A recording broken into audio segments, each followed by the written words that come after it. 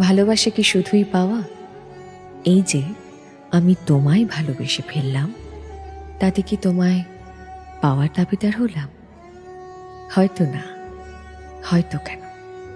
নাই তো। গোপনে ভালোবেসেছি, গোপনে তোমায় পেয়েছি তোমার অজান্তে।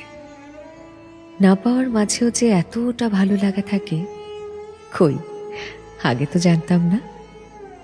পাওয়া না পাওয়ার মাঝে রয়েছে এক শূন্য অবস্থান।